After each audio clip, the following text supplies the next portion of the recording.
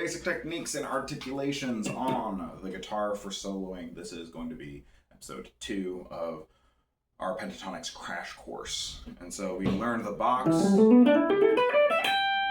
and the solo box in our last episode. And today we're going to learn about the most basic things that guitarists do in order to move in clever ways around that box. So the first one we want to think about is hammer-ons. Now, a hammer-on is a 2-for-1 deal that you get, where you play a note, and then you move your finger down, and you get an additional note. So notice in my hand here, I'm only plucking one time, but then I'm getting 2 notes that are coming out of it by smashing my finger down. So if you have the gain turned up high, you should be able to put your finger down and actually hear a note play. And what we're doing here, if you're doing this on an acoustic guitar, you'll notice that second note has a tendency to be a little bit quieter.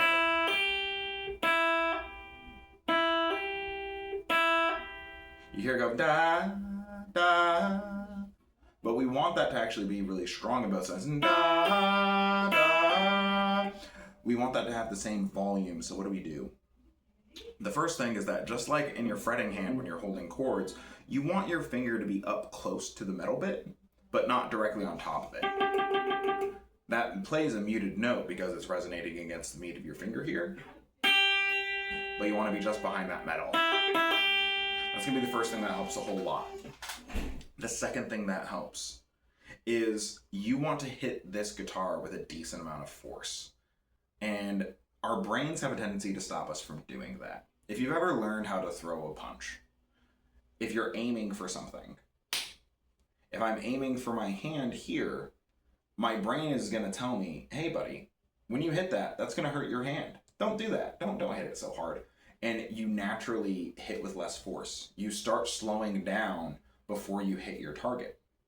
And it's the same thing with the guitar. If I'm aiming for a fret, my finger starts slowing down to cushion the blow of hitting into the guitar. And so how do I overcome that? When you're learning how to strike something, you aim behind it. I think about my hand going through. That way when I land in an obstacle, it doesn't slow down. I need to get past that in order to make it to the place that I'm actually aiming. And with your finger, when you're playing hammer-ons and pull-offs, you want to think about digging into the guitar. I'm aiming inside of the neck. Think about squeezing all the way down and getting inside of the neck. You're drilling into it. And that way you actually get a really strong resonant sound coming out of your guitar when you're playing like that. All of those notes are coming out at the exact same punchiness because I'm hitting it with enough force to get that punchiness. Now, at first it's going to feel like a little bit too much, especially if you're properly aiming with that tip of your finger. It's going to feel kind of like you're slamming it way too hard. You can hear that little distortion in it. There's a difference. When you actually hit it too hard, you get a little bit of a distortion in your note. And so that's not necessarily what you're always looking for. Really physical players like Stevie Ray Vaughan, that's part of what makes their sound.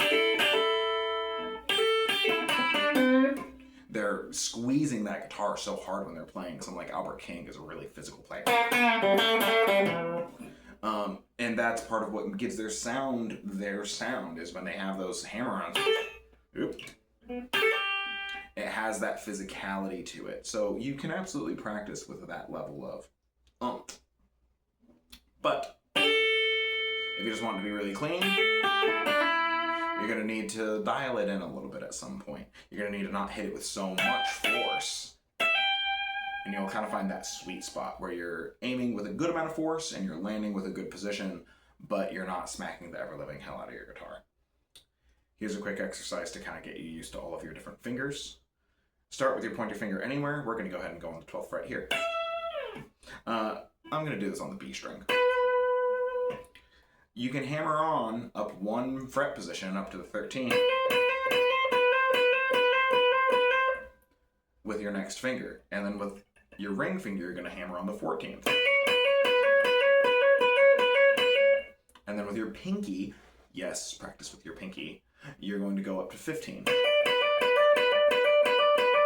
You can actually practice going up to 16 and 17 with your pinky too, because people end up doing that kind of maneuver all the time.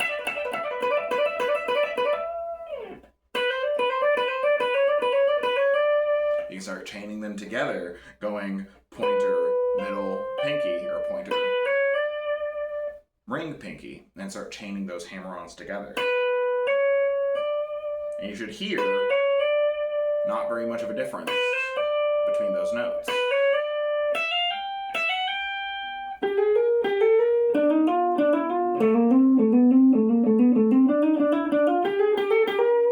You can practice that on multiple different strings. You can start chaining them together.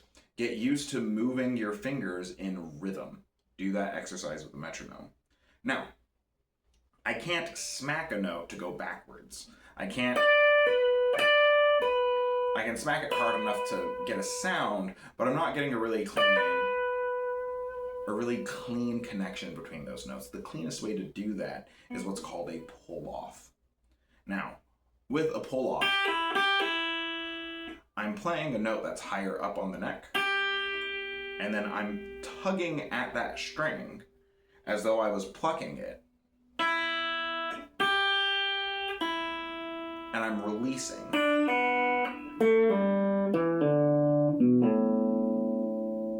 And so the easiest way to get this really, really clean is to have your finger land into the next string.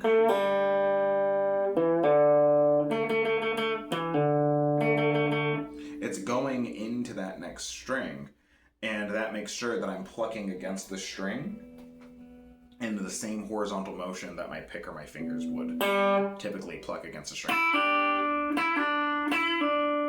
It's moving directly across them, and it's giving me a good strum between those two notes. So that's how pull-offs work. And you're going to want to practice them in the exact same way as the last exercise, but working backwards. So from our pinky, we would play on the 15th, our pointer finger already planted on the 12th fret. So we have 2 points of connection on this guitar, on the 12th fret and on the 15th. And you play, and you pull against it. And then you play on the 15th again, and you pull against it, and you get that next note. And you can do 14 to 12, 14 to 12, 14 to 12, and 15 to 12 again. That would give you your scale. But as an exercise, you can go from 15, 14, and 13, all resolving onto that 12th fret. Pull-offs, hammer-ons, pull-offs. They just go in different directions. The pair of these techniques is called legato, where we get the notes connected as much as possible. The string never stops vibrating, the way a voice might go. The breath never stops moving, and the vocal cords keep resonating the entire time. That's legato. There's no break in the sound. You hear that space. When I stop those notes, that's no longer legato. But when I use hammer-ons and pull-offs, I start to get notes that are chained together as fluidly as possible. So, ways of using this on the positions that we know. One of the most popular things that people do in these positions is they play triplets.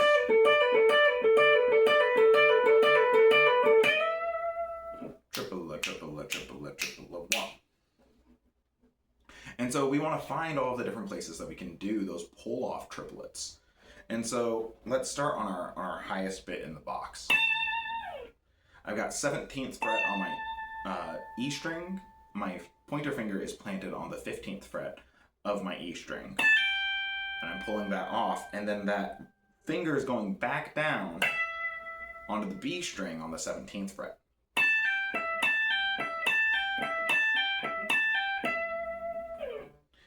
Now, this ring finger needs to play 2 different notes. So what you're going to do is you're going to pluck, pull, play on the next string, and then you're going to flatten this finger out.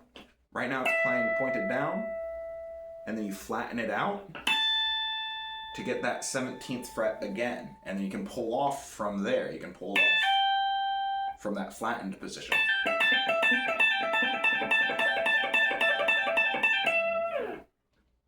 And so that's one option there. You can also use 2 different fingers. Some people like to do this. I have pretty fat fingers, so I don't really love doing it this way. But you'll see me do them both ways. In which case I would use my pinky on the 17th fret, pull off to the 15, and then have that other finger. It's possible, but it's a little harder for me. Now, that's the highest position that I can do that. It's going to be a little bit easier here on the B string because I've got 3 different fingers on 3 different spots, where I would be playing on the 15th fret with my ring finger, pull off onto the 15th, that my pointer finger is already positioned on, and then my middle finger goes down on the 14th.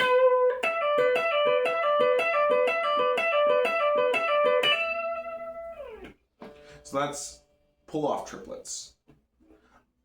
You can also do them starting doing 2 notes on the lower string, right? So if we wanted to go from this same idea and have the pull off on the next set of strings, the articulation changes a little bit. The pull offs feel incredibly smooth, and the change in strings tends to be a little bit less smooth. They feel just a little bit different, a little bit clunkier. And so, in this case, I would actually have my finger barred all the way across on the 12th fret. And then I put down my pinky onto the 15th fret there on the B string, and I pull off to get that 12th fret on the B string.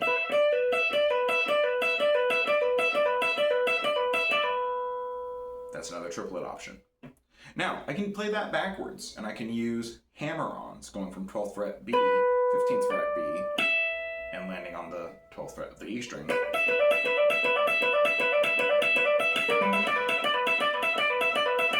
They feel different. But you can practice them in both directions. So that would be a hammer-on that gets you your first 2 notes in a triplet. But we can also try working backwards in that other position. 16th fret on the B string, 16th fret G string, 15 on the B, hammer on onto the 17th fret of the B. These are great patterns to practice because they're cliches. They're something that audience members will hear and recognize from 8,000,001 other guitar solos that they've heard, right? We hear someone go, and we're like, oh yeah, I recognize that sound, he's playing that thing. And it gets people really excited. It's a moment of interest. And we can use that. We can practice that flurry of notes to sound really clean and polished and pull it out anywhere inside of our solo. So even when we're playing slow,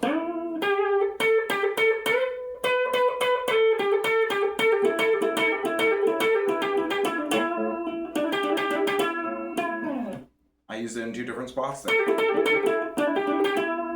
And I'm trying 2 different triplets, and I don't need to think so hard about, now I really got to get this out really fast, because I've practiced it. I've practiced both individual parts. And I can just put it in anytime I want. And it just comes out really fluidly. I'm thinking of a group of notes instead of thinking of the 3 individual notes. Oh, what if I played those really fast? I hear ba-da-da, ba-da-da, ba-da-da.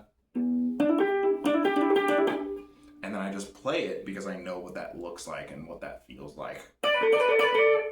So, practicing those pull-off patterns is a really great way of doing it. You can also do them in patterns of 4.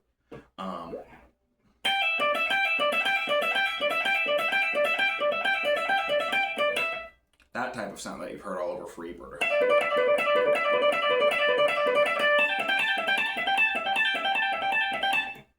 That type of pattern, what that looks like is that's a pull-off pattern there. So we're going from the 15th fret here on the E string, we're pulling off onto 12th, and then we're playing 15th fret B string, returning to the 12th fret this time on the E string before I move on. So you only have 1 pull-off in there, 15 pull-off, 15, 12, and those are individually strummed. And you can play that one backwards, right?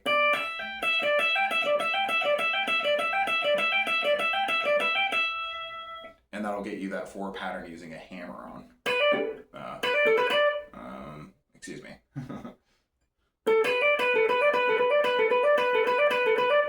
That's not one that I use very frequently. I usually end up adding the hammer-on in, or the pull-off in there when I'm using the hammer-ons. Notice there's even things that I haven't practiced all the way to being completely automatic. And so usually if I was doing it with a hammer-on, I'm playing 14th fret on the G string here, 12th fret on the B string, hammer on to 15, pull off back to 12, and then hit the 14 on the G string again. 14, 12, 15, 12, 14. And I'm using both a hammer on and a pull off.